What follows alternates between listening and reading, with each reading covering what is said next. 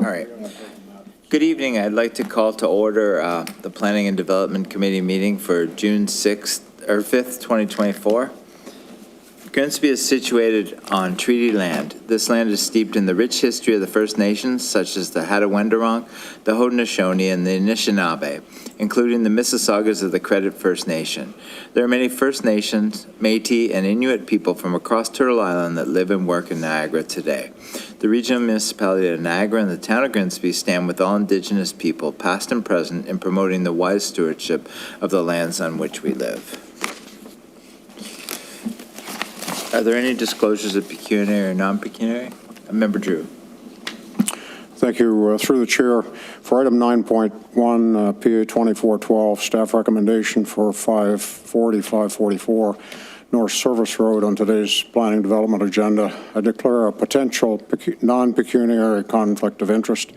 I'm the vice chair of the board of directors of Habitat for Humanity Niagara, and our organization has received donations from the applicant of this planning application. Therefore, I shall not take part in any discussions of or vote on any questions with respect to the matter. Further, consistent with the code of conduct, I shall not attempt in any way before, during, or after this meeting to influence the voting on any such question. Thank you. Thank you, Member Drew. Can I get a mover and seconder to approve the agenda? Moved by Councillor Freg, second by Councillor Bradsey. Resolved that the agenda for the June 5th Planning and Development Committee meeting be approved. All in favor? That's carried.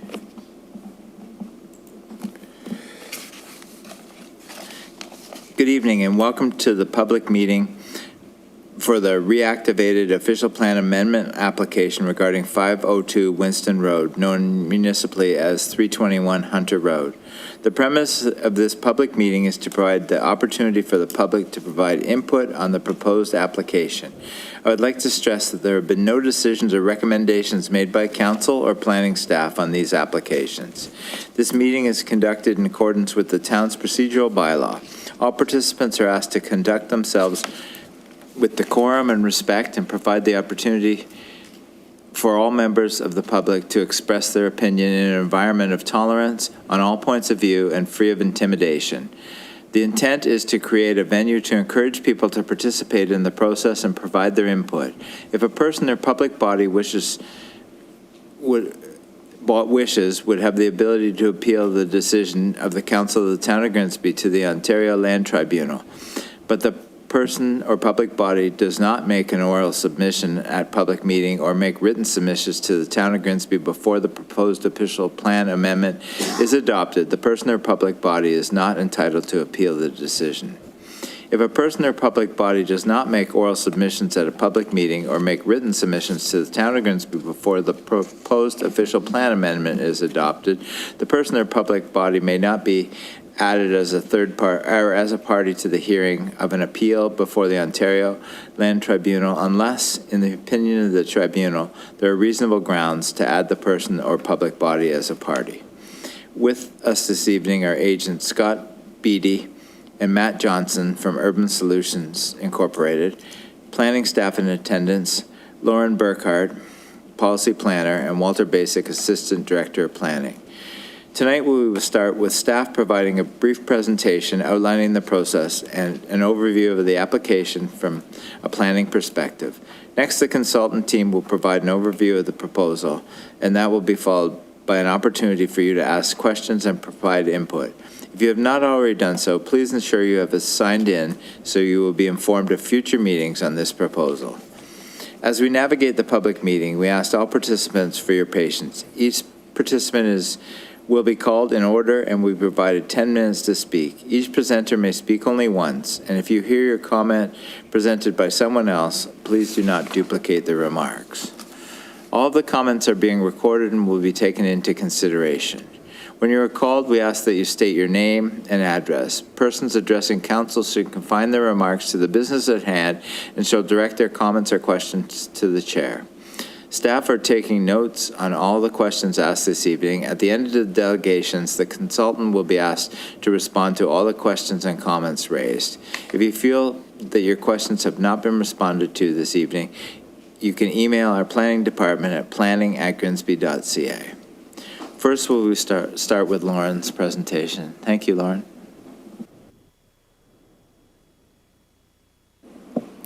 Through the chair, thank you.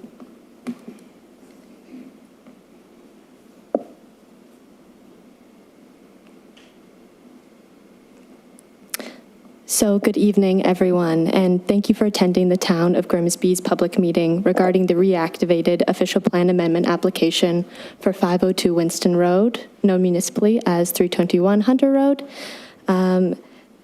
Next, please. This public meeting will be comprised of the following: a town department presentation, a presentation from the applicant or the agent, and then following with questions and comments or delegations. We will begin with the presentation from the Town Planning Department. So the purpose of tonight's meeting is to provide an overview of the planning process and how you can get involved, provide an overview of the policy and regulatory framework and rules and regulations that are in place. The applicant will provide information and details regarding their proposal and answer any questions and listen to your feedback. To provide a bit more context regarding why plans can change, the Planning Act provides authority for applicants to submit applications for development proposals that do not meet the current official plan or zoning bylaw. The town is required to process these applications, and official plan and zoning bylaws may only be amended if it is determined that the proposed changes comply with the overall intent of the official plan and result in development that is compatible with the surrounding neighborhoods. Additionally, these plans must be in conformity with provincial plans and policies, such as the Greenbelt Plan. Continue, please. Thank you. So tonight, on June 5th, the Town of Grimsby is holding a statutory public meeting regarding the reactivated official plan amendment application for these lands at 502 Winston Road.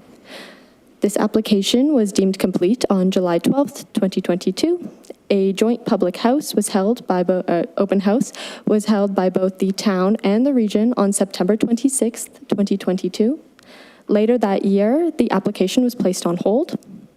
In 2024, the application was reactivated. Tonight's public meeting is held by the town. The region will be holding a separate public meeting regarding the related regional official plan amendment, specifically on June 12th, 2024. The town's recommendation report regarding these lands is anticipated to be provided at the July 3rd Planning and Development Committee meeting, followed by the July 8th Town Council meeting. Council's decision is anticipated to be brought to the Regional Council on August 29th, 2024, where the region will consider both the town's and regional official plan amendment applications.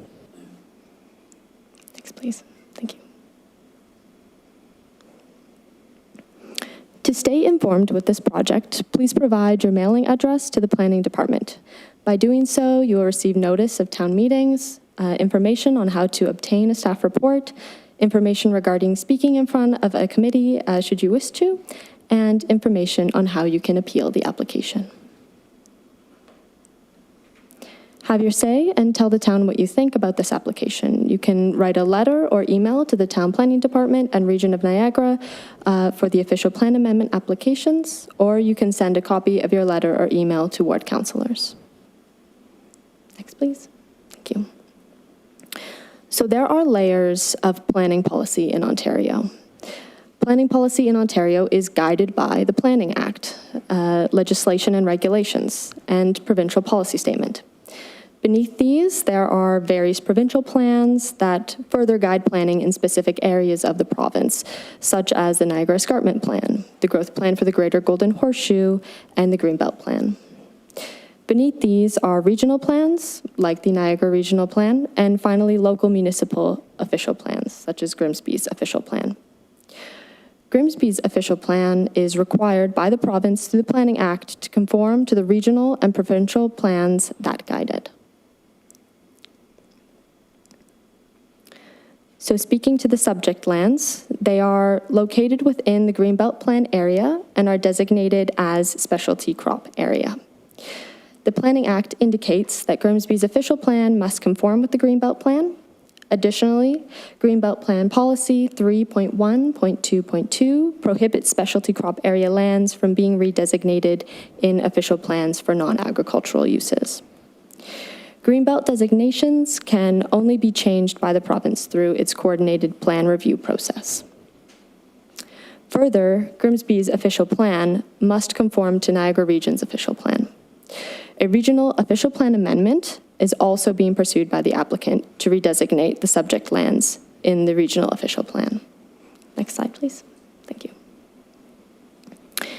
Within Grimsby's official plan, the subject lands are designated as specialty crop area, tender fruit, and grape lands, which permit a mixture of agricultural and agriculturally related uses, including a single detached dwelling on an existing lot, bed and breakfasts, and home industries or occupations.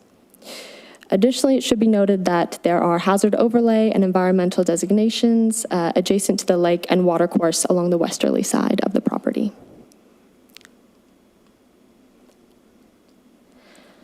As noted previously, this application was reactivated by the agents at Urban Solutions, Inc. on behalf of the applicant in 2024.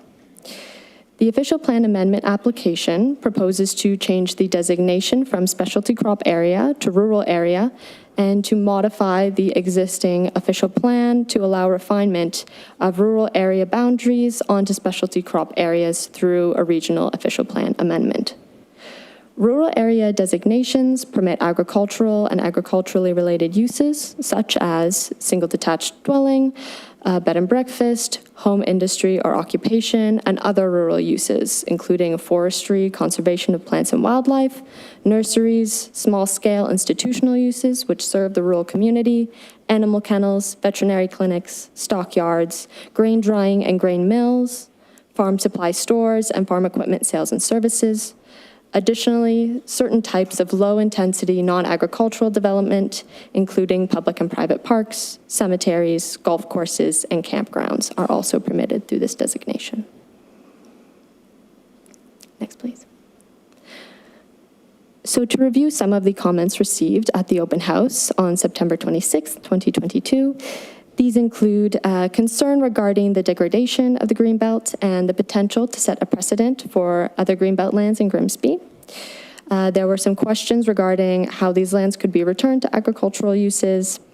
And we also received interest in how the subject lands could contribute to residents' needs in the Winston neighborhood area, including through emergency services, recreation, parks, and trails. Next, please. Regarding agency comments, no comments were received by the following agencies on screen, with the exception of the following.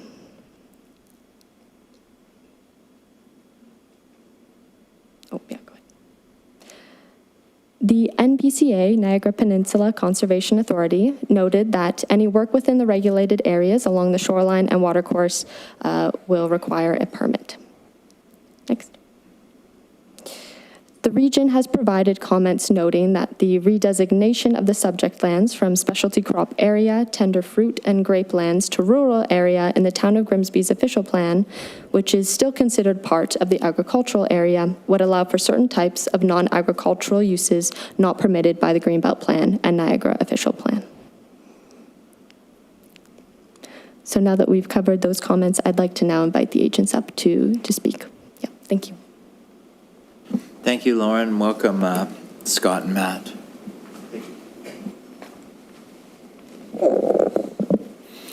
Good evening, everyone. I hope you're all doing well. My name's Scott Beatty. I'm a registered professional planner with Urban Solutions. I'm joined by my colleague, Matt Johnston. We're here today on behalf of New Horizon Development Group for the proposed redesignation of the subject lands from specialty crop to rural area. I note that in that staff presentation, all the information was accurate. There were some concerns around conformity to the Greenbelt Plan due to having non-agricultural uses being permitted. What we intend on doing with this redesignation is including site-specific language to only allow agricultural uses in this redesignated parcel to try to, make sure that conforms to the Greenbelt Plan once concluded. Basically, the purpose of this application is just to recognize the existing condition of this parcel and bring it into a land use designation, which more accurately aligns with that condition of the site, and nothing more than that. With that said, we're happy to open the floor to any questions that you may have.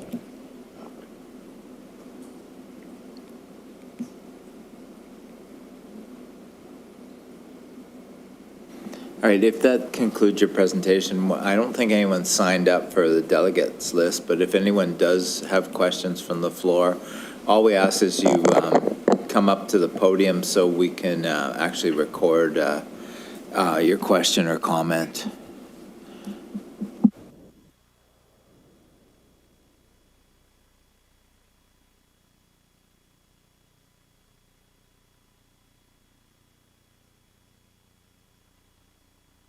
All right, seeing no questions or comments, thank you. Oh.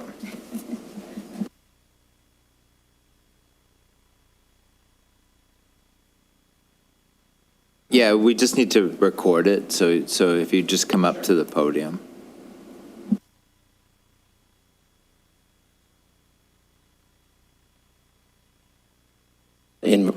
Oh, there we go. Thank you. Mike Marcolongo with Environmental Defense.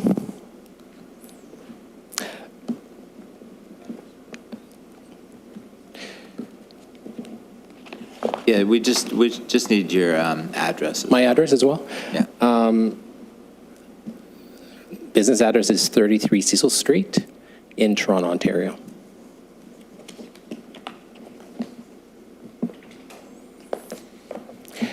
I guess my major comment is today is, actually, let me grab my phone.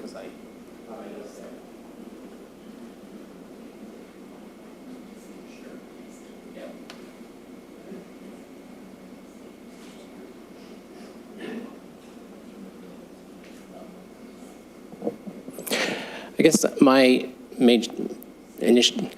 question to start is converting a specialty crop area to a rural designation downgrades protection for the agricultural use of that property, and the proponent and the staff report doesn't speak to why that's taking place. Now, we know the developer that owns the property has proposed significant build form for the property. So, I mean, the conversation needs to take place within that context, as opposed to just downgrading the zoning for this property. That's my first point. And my other concern is related to the fact that we know that the developer in this case is intending to develop the property in terms of high-density housing. The municipality has just gone through a 4-year municipal comprehensive review process, and you spent, I'm going to imagine, millions of dollars undertaking that process, getting public input in that process. And my concern at this point is that parcel is not part of the future settlement boundary. That process takes you to 2051, so that's 30 years into the future. This application, in terms of downgrading the protection for the lands with the intention of developing, is premature. So I encourage the proponent to be, speak to their intentions as opposed to take slowly but surely erode the protections for the property, because there are motives here and they're not being stated. Thank you.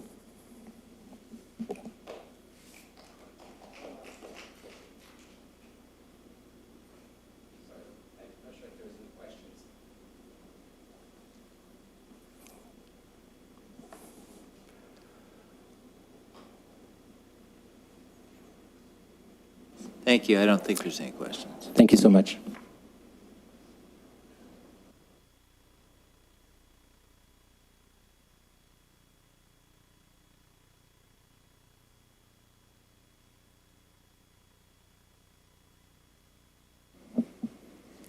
Thank you. Thank you for joining us tonight.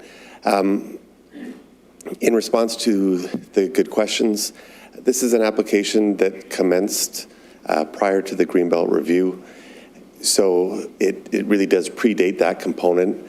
And what you'll find in that submission is an agricultural impact assessment that really speaks to the conditions of the site, its suitability for specialty crop, and it's really on that premise that, again, we're really just looking to align the land use designation with the characteristics of the site in its context in the community. In terms of other motives, those components are out there. We're not hiding behind that, but it's really separate. This process started beforehand. Should that come forward, those conversations may commence again, but like I said, this application predated the Greenbelt review and is really based on that agricultural impact assessment, and it's about aligning the land use designations with the characteristics of the site within its context. Thank you.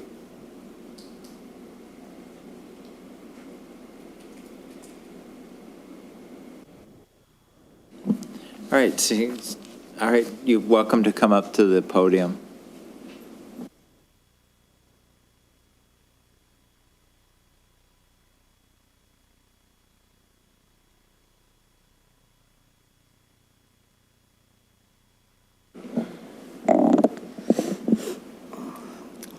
Through the chair. My name is Annette Gibbons. I live on Lawrence Avenue in Grimsby, and here representing Grimsby Environmental Network. Today, I want to wish everyone a happy World Environment Day. Ironically, the key theme or message is restoration and how to reverse land degradation. The Greenbelt was created in 2005 to permanently protect farmland and natural features from uncontrolled urban development. Land sustains all life on Earth, but it is under constant threat because of unsustainable patterns like this application is here today. Currently, Ontario is losing 319 acres of farmland every day. In order for future generations of Ontarians to have access to fresh local food, Ontario's farmland must be protected. Greenbelt lands were meant to protect farmland in perpetuity. We should be increasing Greenbelt lands, not chip away at them with sprawl and urban boundary expansions, which this is. In the past 35 years, Ontario has lost 2.8 million acres of its farmland to non-agricultural land uses like urbanization. This is a huge problem because as a finite and non-renewable resource, when we pave over farmland, we can never get that back. Farmland is the foundation of all of our communities and our economy. Local food and economic resiliency depend on the protection and stewardship of our agricultural lands. Soil can be regenerated. This proponent says the soil is no good on this land. Soil can be regenerated. The applicant has not demonstrated the need for downgrading the protection for this property from specialty crop to rural, and this sets a very dangerous precedent. The town, so the town just went through a 4-year municipal comprehensive review to identify all the land for development through to 2051. And this wasn't part of it. 502 Winston Road is outside the future Grimsby settlement expansion, so this applicant is wasting everyone's time. Shifting the property to a lower priority designation represents bad planning policy as evidenced by the language in the regional official plan. Thank you.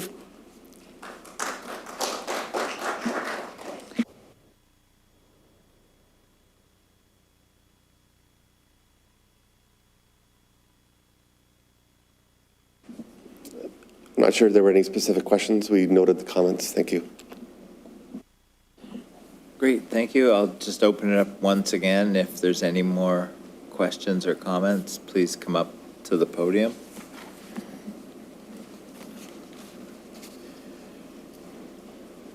All right, seeing none, thank you for your participation in the public meeting. Oh. No. Fine. Later, you'll get your chance. Thank you for your participation in the public meeting. The consultants and staff will take back your feedback. Please contact staff at planning@grimsby.ca if you have any additional comments or questions about the proposal after this evening. The public meeting has now concluded, and we will move into the regular meeting agenda.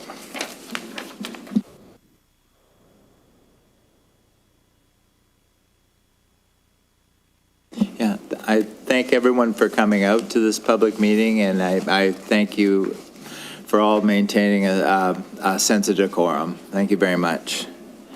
If anyone wants to leave now, or you're very welcome to stay for the rest of our planning meeting. Can I please get a mover and seconder for the previous minutes? Moved by Councillor Frake, second by Member Potter.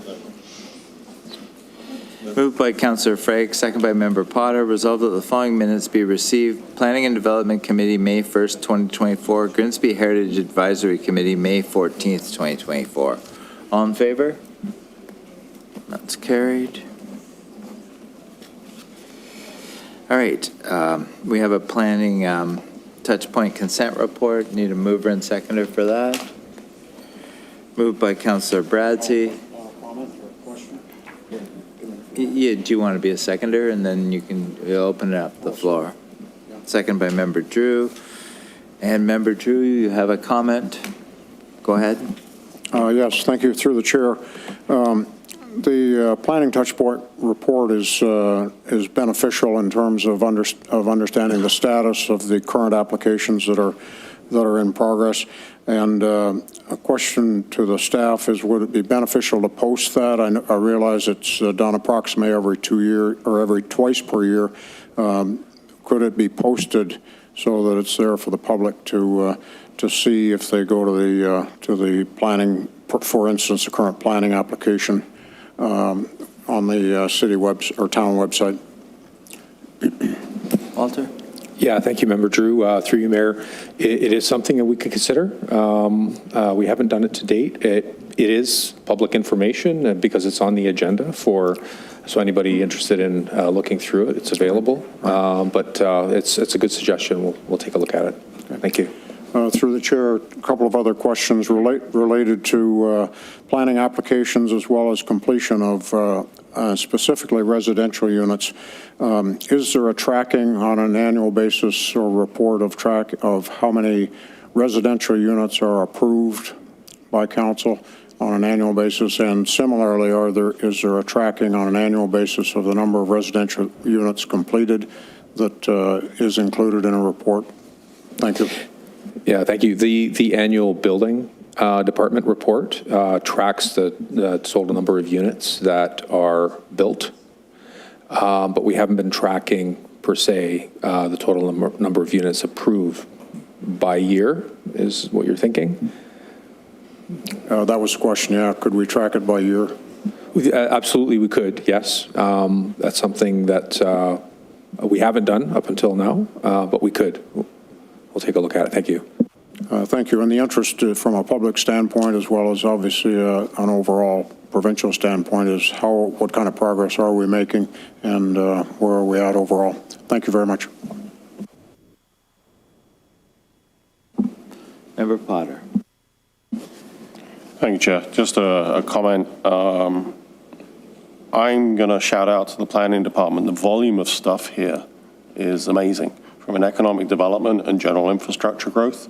I know there's challenges within some of the projects, but the volume of work being done by the planning department, I take my hat off to you and your team, Walter, or the rest of the team anyway. There's a lot here, and obviously we always want it to go faster, but from my perspective, I want to thank you and the team for doing the work you do behind the scenes, and there's a lot of work, I know, in each one of these to try and get it to whatever fruition we want to talk about, whether it's denied or whether it's appealed or whatever. It's a lot of work from the team, and I think, from my perspective to the council, I think, ticking the box for the planning team. Thank you for your comments. All right, seeing no further comments, moved by Councillor Bradsey, second by Member Drew. Resolved that report PA 24-11, Planning Touchpoint, dated June 5th, 2024, be received for information. All in favor? That's carried. Up next, we have report PA 24-12.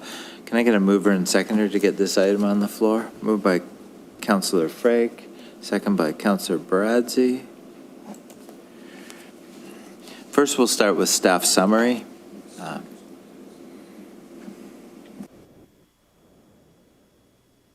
That's right. Welcome, Manny. Come on up to the podium.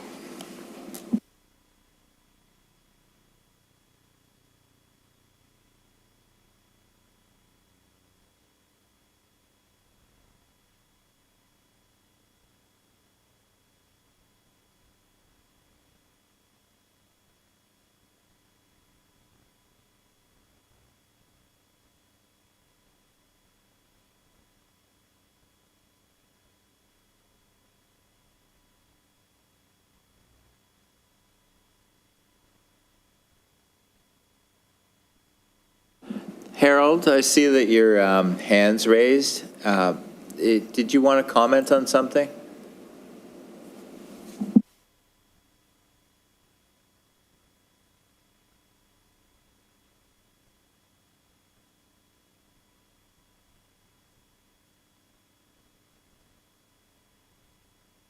Hello. I'm sorry about that. I was struggling with the mute button. I'm sorry. I just wanted to make. I realized I had raised my hand on the last item regarding tracking. If it's too late to talk to that, that's fine. No, I'm happy to hear your comments on tracking. Yes, I think it's a really great idea, and I'd suggest that what we'll be probably working towards, because it's been asked of us. And I think it's a valuable thing to do with respect to all of the work that we do in planning, not just units approved or constructed, but also tracking on matters with respect to heritage as well, number of designations, et cetera, et cetera. So I think that we're going to be working towards an annual report that would be prepared on an annual basis for the purposes of our own tracking of our work. In addition to the number of files we're reviewing, et cetera, et cetera. So I think just keeping a track of all of both the amount of work that we're doing and the amount of work that's on our plates, in addition to what's actually occurring in terms of growth and development, is a valuable exercise. And so just I just wanted to put that on your radar, that we're pulling something together that you'll see in the coming months. Great. Thanks very much, Harold, for that extra information. Go ahead, Manny. Thank you. So today, before us, I'll be presenting staff's recommendation for the proposal for an OPA and ZBA for 540 to 544 North Service Road. Next slide. Here's just a site location. Right now, these are mostly vacant lands along the North Service Road, aside from a small existing building. Just quickly, they're south of the existing 541 Winston Road townhouse development, east of the 550 North Service Road development, and west of the 510 North Service Road plaza. Next slide. Just going to quickly give an overview of the proposal. So for the proposed official plan amendment and zoning bylaw amendment, The intention is to develop the site into a residential-only apartment complex. The applicant proposes 2 residential towers at 22 stories and 16 stories with 5 levels of underground parking. 548 units are to be spread across the 2 towers, including the 6-story podiums. There's room for 606 motor vehicle parking at a ratio of provide a ratio of 1.1 spaces per unit, primarily within the underground parking garage, and a small number at grade level on surface parking, stuck-under parking under the east building. As mentioned, non-residential uses like retail and unemployment uses are not proposed.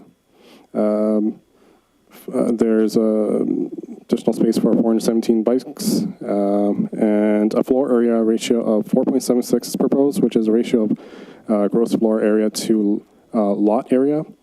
And the development is required to be set back 14 meters for an MTO setback. And finally, there's a water course on the western portion of the property, which is currently within a utility easement. Next slide. And top down, I'm sure many people have seen this site plan. Next slide. So right now we're at the end of the official plan amendment and zoning bylaw amendment process. Today's meeting is for, like I said, for staff to provide our recommendation on the application. The application started way back in February of 2023 with a pre-consultation meeting with of the applicant with the staff. They then went back and put together the necessary plans and studies together to support their OPA and ZBA, which was formally marked as complete on February 26th of this year. The public meeting was held shortly after on March 27th, where we took in public input. And throughout the process, staff and external agencies have been providing the analysis and comment, which is before us today in the report. Next slide. So I'm going to go right into the planning analysis that staff had undertaken, which has been split into 5 major planning areas of concern: land use, employment requirements, environmental heritage, parking, and finally design. Next slide. So first off, I guess high level. Land use planning in the province is guided by the provincial policy statement, and the current iteration is from 2020. We observed while parts of the proposal were consistent with the guidance of the PPS. I'm going to highlight section 1.1.1 of the PPS, which pertains to policies that sustain healthy, livable, and safe communities. Staff were concerned with the lack of employment uses and what ought to be a complete community development. From the PPS, it advocates, and I quote, promoting efficient development and land use patterns which sustain the financial well-being of the province and municipalities over the long term is a goal of a sustainable, healthy, livable, and safe community. As well, staff were concerned that the built envelope could be within a vegetative buffer, which the PPS states that we ought to avoid development and land use patterns which may cause environmental concerns, and that we ought to promote development patterns that conserve biodiversity.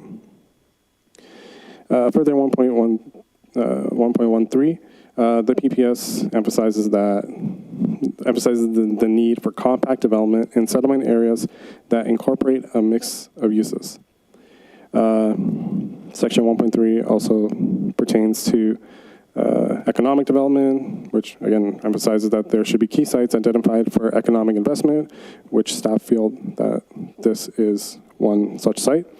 And that mixed-use compact development should incorporate compatible employment uses. Next slide. I'll just mention that there is an upcoming proposed provincial planning statement that is being worked on by the province in some way. It's supposed to combine the elements of the PPS and the growth plan. I'm just going to mention there is further language where there should be an achievement of a complete community that accommodates a mixture of uses to meet long-term needs. This is something that will provide future guidance long-term for the upcoming official plan, the regional plan, that kind of thing. Next slide. So next up, the next policy document is the growth plan. It's intended to provide a framework to manage growth in the greater Golden Horseshoe. Staff appreciate that the proposed development satisfies select elements of the growth plan, including locating the development in the settlement area within a designated greenfield area, and it ultimately contributing to providing a higher density and more intensive housing typology, especially near current and future transportation corridors. However, staff are still concerned that the proposal detracts from the overarching goal of achieving a complete community. A complete community features a diverse set of land uses, and Section 2.25 of the growth plan specifically refers to strengthening of uses like retail and service, or just emphasizing that they're well integrated into developments to further support this ideal of a complete community. Next slide. So moving down the policy hierarchy within the region, were able to provide their own feedback with respect to the regional OP. They observed some compatibilities with their OP, but they were ultimately, at this point, not able to support the official plan amendment and zoning bylaw amendment, and cited concerns about the proposed development in the natural environment system. Next slide. So now I'll get into the town's policies. Starting off, this is the subject site is within the urban settlement area of the official plan, within the municipal structure, and that's a map of the municipal structure. Next slide. With respect to the official plan designation, the site is within a residential and mixed-use area. Next slide. And with respect to the secondary plan, which is the pertinent level of the OP, the lands are designated as mixed-use medium density. So example uses are like townhouses and low-rise apartments, as well as commercial services and office uses. Next slide. So starting from the top with the official plan, a central objective of the town is to encourage good form and high quality urban design that is environmentally sustainable and is capable of coexistence with existing built context and uses without adverse impacts. The rest of the analysis is pretty much an exercise in determining compatibility of the proposed development and the element of coexistence of the proposed development with the established existing neighborhood. And ultimately, staff have concluded that it is not compatible. I'll get into this a little deeper, but this is primarily because of the form, the design, and the uses or lack thereof. Next slide. So I've included the following quote from section 11.2 from the secondary plan with respect to the Winston Road secondary plan area.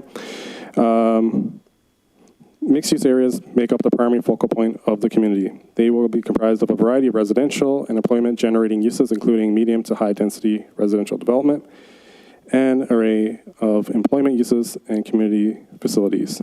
These areas will help to create a rich and vibrant environment for area residents.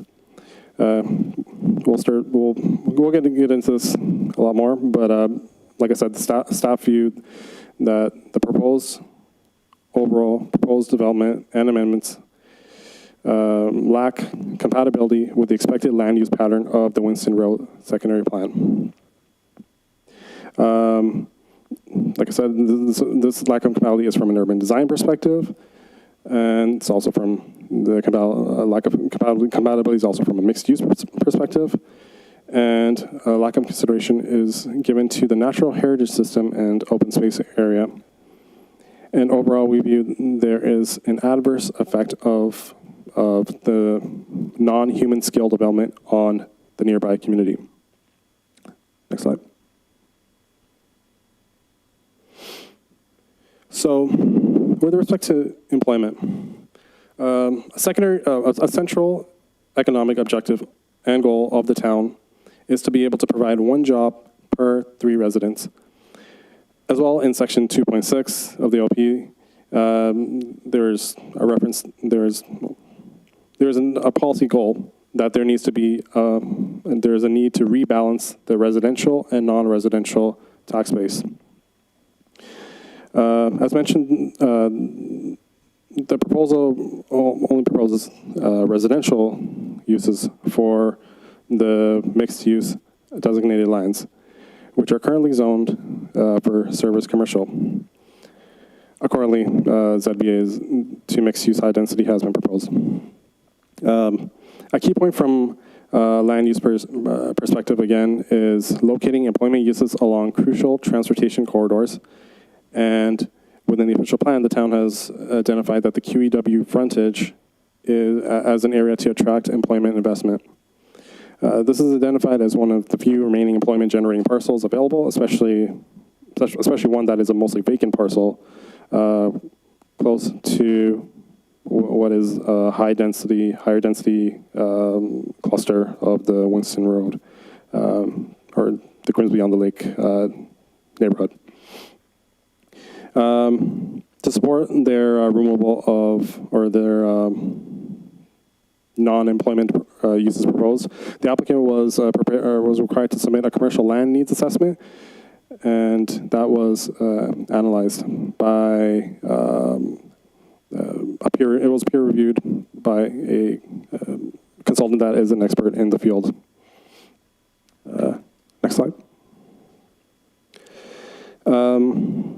Like I said, the town used the services of a consultant to analyze the commercial land needs assessment, as well as gauge our overall economic objectives. It was found that the report failed to address the commercial land needs assessment, failed to address the town's economic and development goals. Up there is a chart comparing Grimsby's employment activity areas so basically analyzing the 1 to 3 jobs to residential ratio over the years. We are relatively on target, and we feel that we must continue to maintain a consistent ratio moving forward. One of the main concerns with respect to the site is that removing the employment requirement could have a precedent-setting effect, which could then have an accumulative effect on nearby development parcels. Basically, if employment is not required here, then why not elsewhere? In terms of the residential and non-residential tax base, the town also intends to be more in line with what is the regional balance, which is, so right now we're at a 90%, 90-10 res to non-res, whereas we should be moving more towards the 80-20, or even further, ideally. Next slide. So there was a question of how many jobs and how much floor area is required to maintain the 1 to 3 jobs to res mix. We estimate that the site ought to produce 306 jobs. This is based on the assumption that there could be 1 to 1.69 people per high-density residential unit living in Grimsby, which gives us a total estimated filled out, estimated filled out population of this development. Then we use recent data provided by the City of Toronto's analysis of mixed-use buildings and how much floor space has been observed per worker. Based on median rates of 21 square meters per worker to 25 square meters per worker for retail or office mixed use estimates.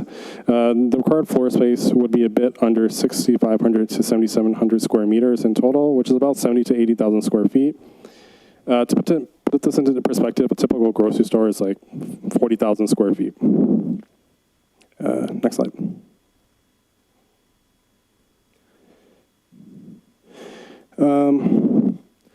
Finally, it will be good to consider what the as-of-right expectation of the site is in terms of employment. Based on the zoning bylaw, permissions for a 30% lot coverage and maximum 8.5 meter height, just simply establish a building envelope. A 1 to 2 story commercial building that's about 25,000 to 50,000 square feet in gross floor area would be in expected built form. And any residential built on top of this will require an amendment, so that'll be a bonus.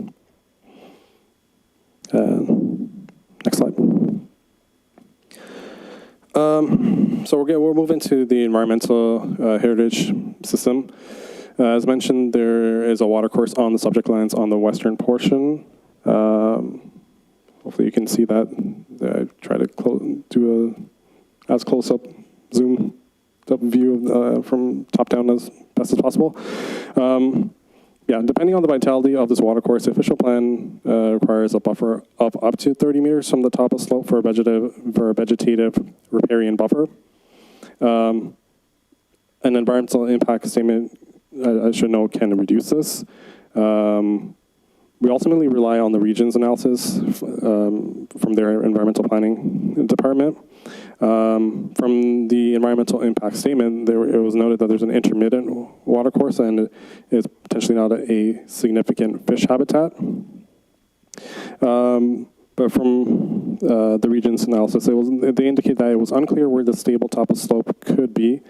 They indicated that because it is an intermittent watercourse, that a mandatory buffer could be required, which an EIS should establish.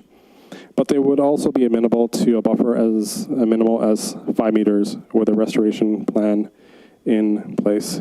Right now it appears that the development could be encroaching onto at least some element of this buffer. Next slide.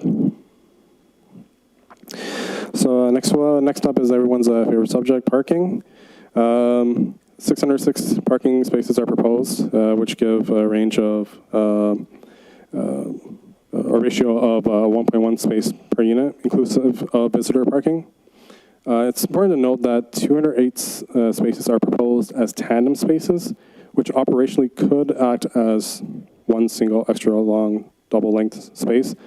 Operationally, this could bring the true parking rate down to 0.92 spaces per unit. Ultimately, staff are concerned with the abundance of tandem spaces and that about 19% of the units could hold on to 34% of the parking spaces. Honestly, this burdens those units with a minimum cost of acquiring 2 spaces, and generally this could result in, or staff concerned that this could result in an unequal distribution of spaces. I do want to just reference that although there is a zoning bylaw requirement for 1.25 spaces per unit plus 0.25 spaces per unit for visitors, that a lesser rate may be possible from that 1.5 unit rate with analysis supported with a parking study from engineering and public works staff. Next slide. So now I'll go into design compatibility, which may be one of the more pertinent concerns of the development. Staff determined that this is overall incompatible with the intent and spirit of the official plan, and determined that it's not able to coexist with the existing built neighborhood, as I mentioned earlier. There are clear concerns with massing and orientation of the buildings and the grade level integration with the neighborhood. In terms of massing, section 11.3.3H of the official plan, which is within the Windsor Rural Secondary Plan, is especially pertinent. Within the plan, there shall be a 3-story podium base. There also crucially shall be point towers built on top that are of small floor plates step back from the podium or the street wall.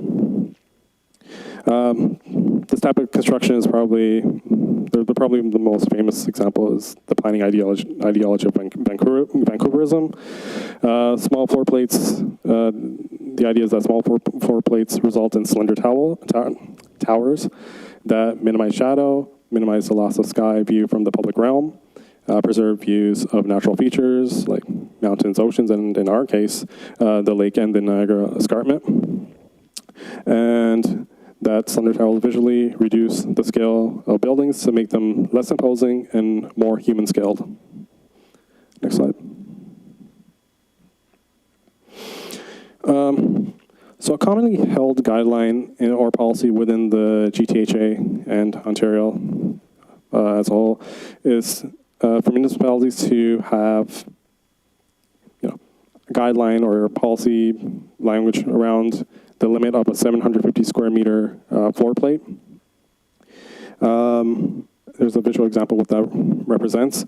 In Grimsby, although there's no quantified limit like this, which implies some planning and development flexibility, the onus is ultimately on the applicant to ensure that the intent and spirit of the policy is being met. Next slide. So this takes us to Sun and Shade, which is very much related. The lack of slender step-back construction has a direct impact on shadowing. From reviewing the provided Sun and Shade studies, staff observed moderate to high shadowing impacts on private amenity spaces, public parkland, and finally the adjacent playground, which could remain almost entirely in shadow in winter during the days with the least amount of daylight. This could make an already potentially uncomfortable time of year even more unbearable, when we should ultimately encourage better year-round use of public spaces for our winter towns and winter cities in Canada.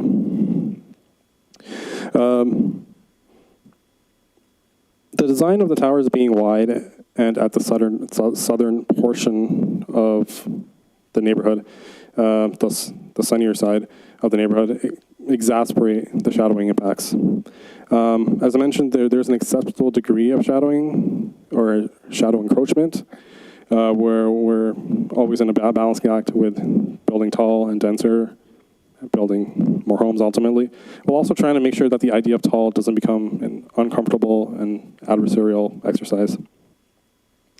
And just to reference the Sun and Shade, or just to mention that the Sun and Shade study was, the guidelines that were provided were from the region.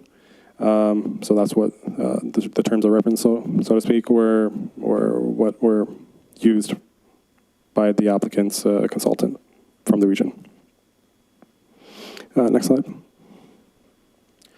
You don't have to necessarily absorb this if you haven't already, but this is just an example of the shading during April 21st.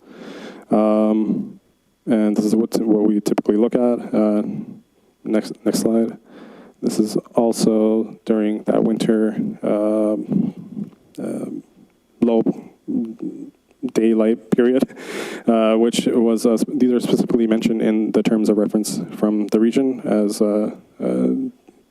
days to conduct the shadow study on. Next slide.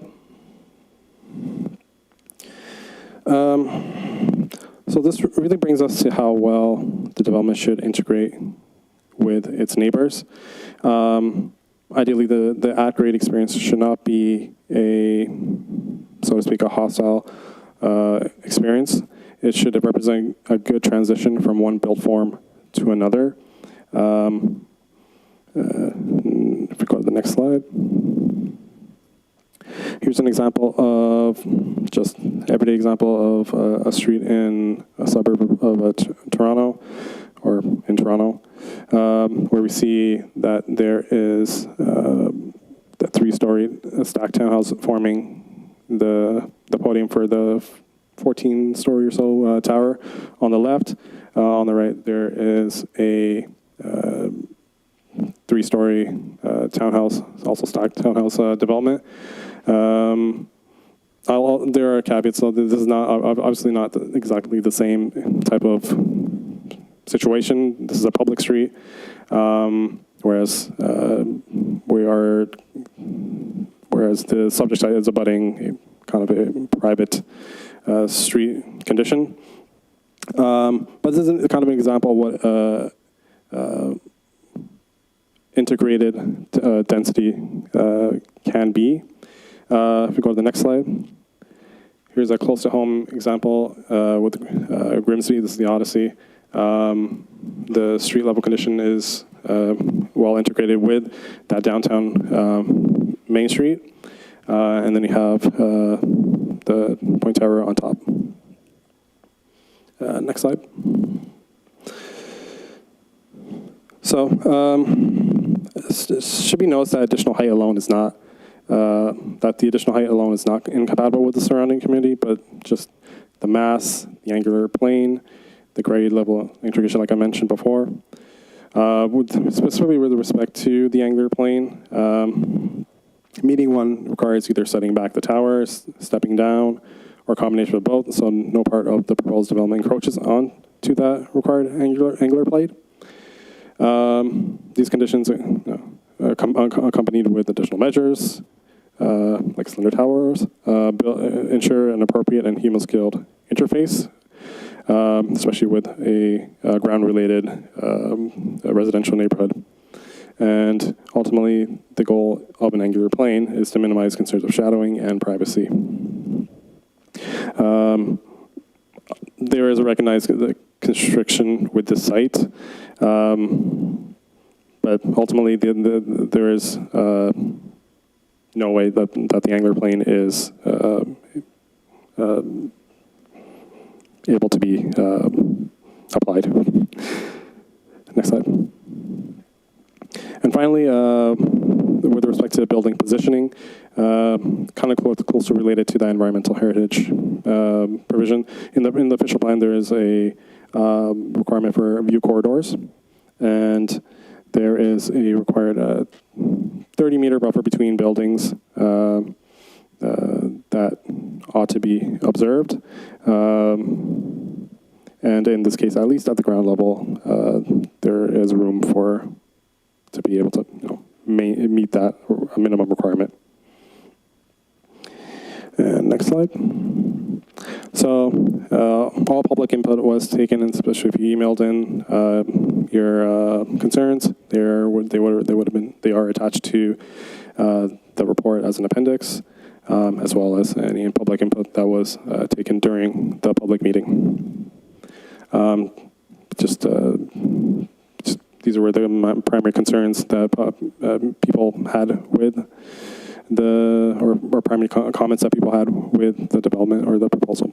And next slide is a continuation of the comments.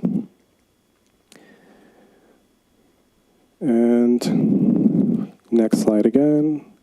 I know that that the agent wanted to make some comments after.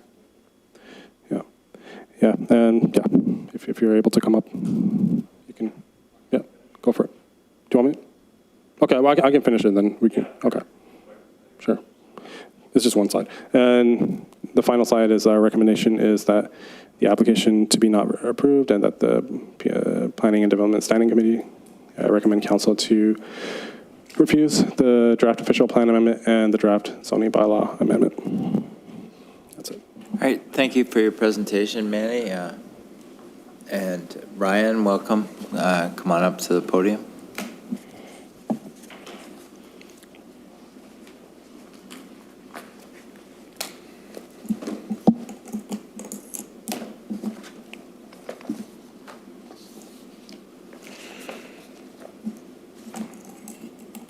Okay.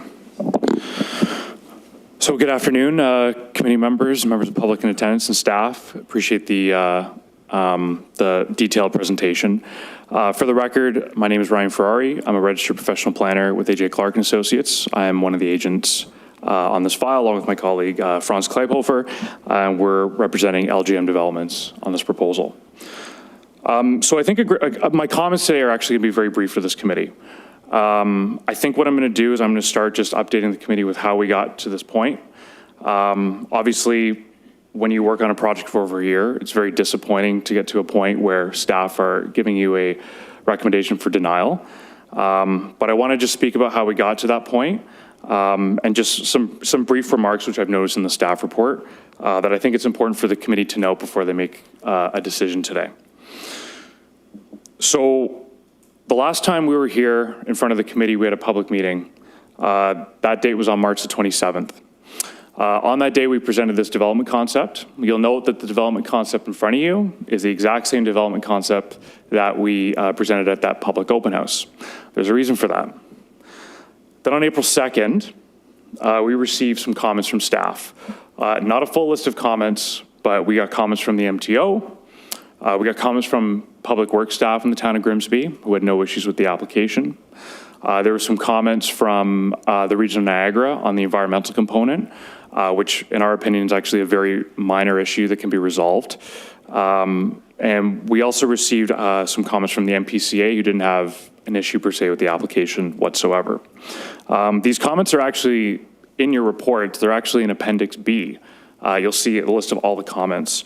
And you don't have to go there now, but if you would just look at Appendix B, the comments that are missing from April 2nd are the planning comments. No planning comments were provided. I think it's important for this committee to understand that June 3rd, when this report was released, and staff can certainly correct me if I'm wrong, June 3rd, when this report was released, was the first time we received planning comments on this application, 3 days ago. This is why the proposal hasn't changed. This is why we don't have responses to the detailed comments and the detailed presentation that staff gave on the built form, the shadowing, the employment uses, the parking, all that sort of stuff. So I feel like it's very important for the committee to understand that before they make a decision on this application. With that being said, I do have some brief remarks on some of the comments that were made and some what I'll call maybe the more important aspects of this proposal. The first is with respect to employment uses. So part of deeming this application complete, we had to submit to staff and have peer reviewed, which by the way, my client paid for, which we received on Monday. My client paid $10,000 for that peer review on why it wasn't appropriate to have employment uses on the subject lands. So we received the comments back on Monday. We haven't had a chance to review them with our consultant. But I think it's important, and staff kind of notarized this in their report on page, I highlighted it here right now. On page 32, the second paragraph of the report, staff are suggesting that we should put a 2-story employment building of some sort on the site, which is a very large departure from what we applied for and what we've discussed this whole time. I think just an element this committee needs to understand about how employment works. The market needs to be there. You can build an office building, but if no one's going to rent it out, you're not going to get any employment uses. So that's something we considered when we submitted that study to justify why we don't have an employment in our site. And also, like, I do appreciate staff trying to provide some context for the issues with the employment, but the idea that this site is going to accommodate 395 jobs, or should, in concert with residential, is just not something that my client's going to be interested in. So I just want to make that note for the committee. Staff also provided some comments about parking. As you're aware, we spoke about this at the public meeting. There were detailed comments provided about parking. There's a detailed parking study submitted in support of this application. And the comments we received from staff that are in the staff report were just received on Monday regarding the parking.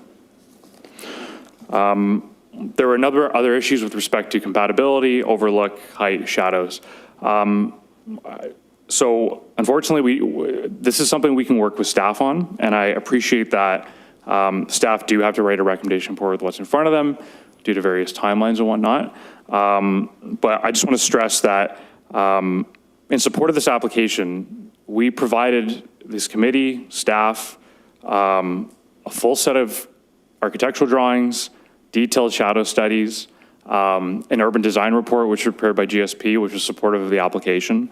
So we thought we prepared a very comprehensive list of studies that were supporting the buildings that you're seeing in front of you today.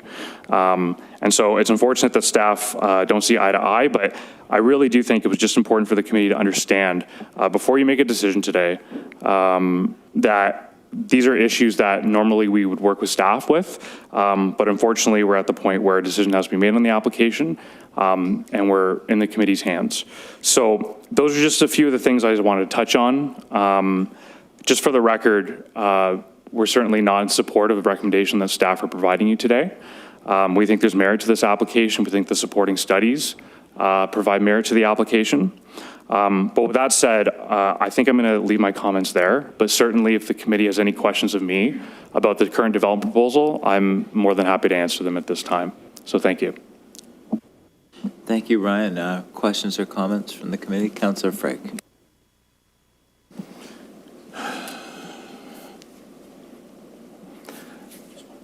Thank you, Mayor Jordan. First of all, I'd like to thank staff. I mean, they put a huge amount of effort and provided a huge amount of detail into this particular application. And without insulting anybody in the room, I mean, if anything was, this application, everything is wrong with this application. Everything is wrong with this design. And you mentioned that staff is not playing ball with you, but any designer would not have needed staff's comments to come up with the right design for this particular building, for this particular project. I don't think you need the staff to tell you all the things that are on that long list of what's wrong with this particular project. This is something you guys should have figured out for yourself, because it's just common knowledge. I had a couple of things picked out here, but I mean, that I wanted to zero in on, but there's so many things wrong with this design, I wouldn't even know where to start. So I think that you should have, when you came to staff, you should have had a lot of those things already figured out. Now we're working backwards. You're working backwards. Everybody's going to go through a lot of trouble, a lot of time, a lot of money for something that's just been designed improperly, in my mind. I mean, tandem parking, I mean, come on, 208 spaces of tandem parking just does not seem right. The shadowing is totally out of whack. The commercial retail, I mean, I'm sure we could have come to some kind of agreement with that, but it's totally wrong. I mean, we're looking at, as you say, 90%. We want a 90% residential tax from our residential buildings and 10% commercial. I think that's very low, but you missed that mark as well. So I wouldn't even know where to start asking you questions on this. I think the whole thing is just wrong, and you have a lot of work to do. You've missed the ball on this one by a long shot. So I'll leave it to some of my other colleagues to ask maybe some specific questions, but that's my general thoughts on this. And it shouldn't have been staff that's telling you what you needed to do. You should have been come to the table with all of those, most of those problems solved. Thank you, Mr. Mayor. Councillor Bradzi. Thank you, Mayor, through you. So I want to start off just kind of asking questions from timelines from to here. I understand we're getting pretty close to the 120-day timeline. We only have one council meeting in between then and today. So I've heard your concerns that the applicants has maybe addressed some of the concerns that we don't see them on paper yet today. Would there be an appetite to maybe sit down once more before this deadline approaches, and maybe see if we can hash some of those out? I think there may be an appetite on our side, but there would have to be some concessions made for sure. So I appreciate the question. I can't advise you exactly what to do specifically today. You have a staff recommendation in front of you. Whether from the town's perspective, if there's any legal implications with any decision, I'd rather staff answer that question. But yeah, I think I'll leave it at that for now. But I appreciate the question. I was sort of just trying to get a sense of the applicant's appetite to making some concessions to the design.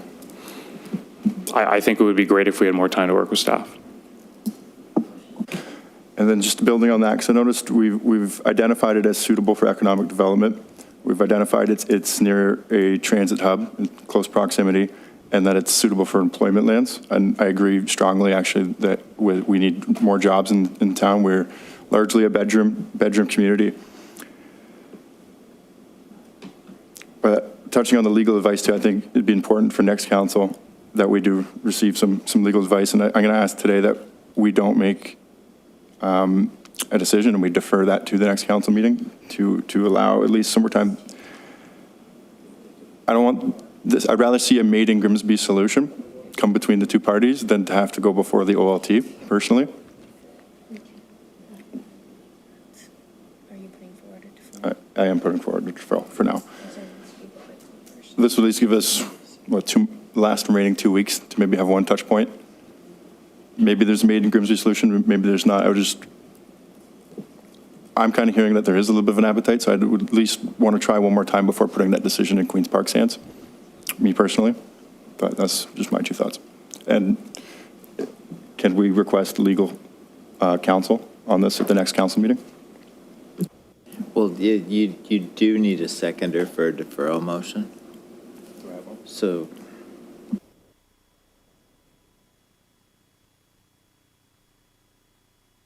all right, so we have a deferral motion on the floor, moved by Councillor Bradsey, second by Councillor Frake. Are you deferring it to the next planning meeting or just before? We have to go to council, Okay. time-wise. Or deferred until the next?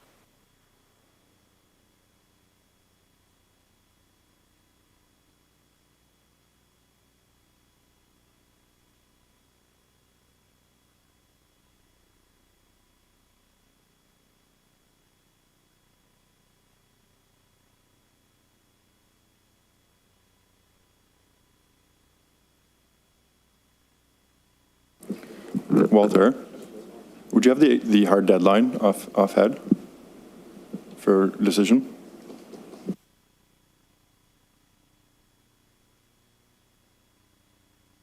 I apologize, Councillor Bradsey. What was your question?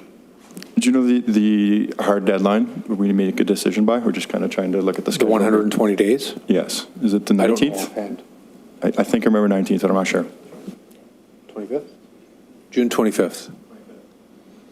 The next council meeting is on the 17th, where the minutes from this meeting would go to, and that is a special council meeting.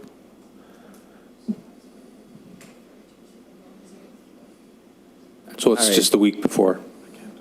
And I know, The deferral motion is on the floor. There's no debate on a deferral motion. So do we vote e-scribe or do we just vote verbally? It's if someone requests a recorded vote, they can. Yeah, If you'd like to, I can. because I think, yeah, we need to request it. I'll request a recorded vote. Harold? It's on the floor. The deferral's on the floor, so we can't have comments, right? I believe so, Is that- yeah. So, Did he have his hand up beforehand? did you have your hand up before the deferral motion? I saw it. Yes. All right, so we can speak before the deferral motion. I just wanted to respond to the, with respect to the applicant's willingness to make in changes. We've attempted on 2 occasions to meet with the applicant with that specific objective in mind, and the response was that they weren't going to make any changes or concessions. So I'm not sure what changed since then.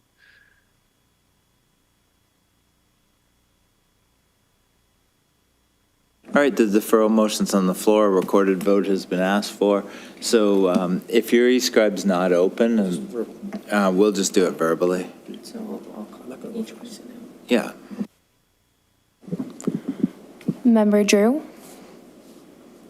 I'm abstaining because of a conflict. Member Potter,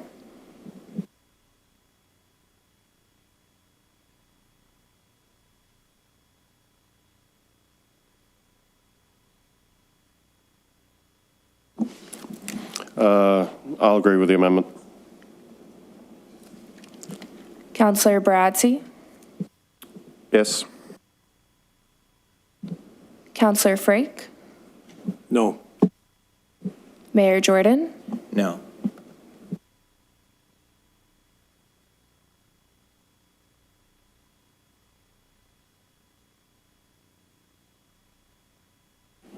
And that's defeated. All right, so the original resolution is moved by Councillor Frake, second by Councillor Bradsey. Resolved that report PA 2412 regarding applications for official plan amendment 26 OP 162303 and zoning bylaw amendment 26 Z 162303 at 544 North Service Road dated June 5th, 2024 be received, and the committee recommend council refuse the draft official plan amendment attached to the report as Appendix D, and that committee recommend council refuse the draft zoning bylaw amendment attached to the report as Appendix E. All in favor? Sorry. Yeah, so that's carried. I'm in favor. Thank you, committee members.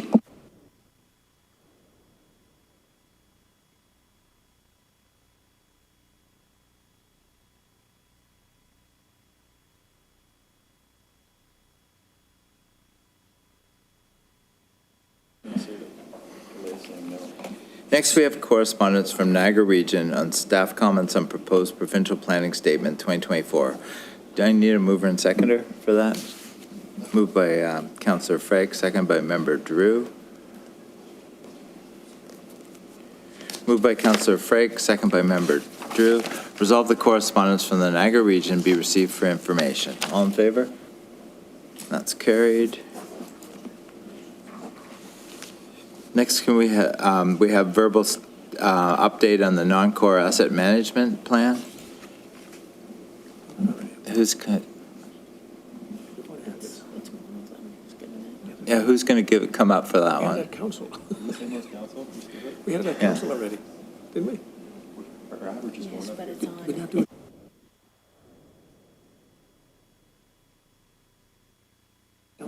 Who's doing that for the non-core asset management plan? We've seen it at council, but the lay members haven't seen it yet. Councilor Flavio said do it.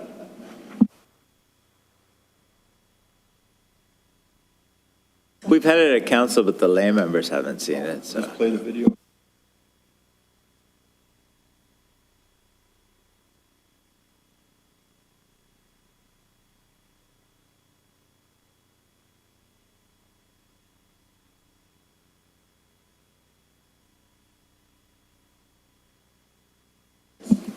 All right, I think our members realize that they can see the whole presentation from our council meeting.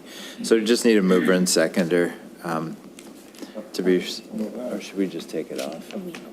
All right, well, we don't even need it on there, so that's just been scratched. All right, the next Planning and Development Committee meeting is scheduled for July 3rd, 2024 at 5 p.m. Meeting is adjourned. Good night, everyone.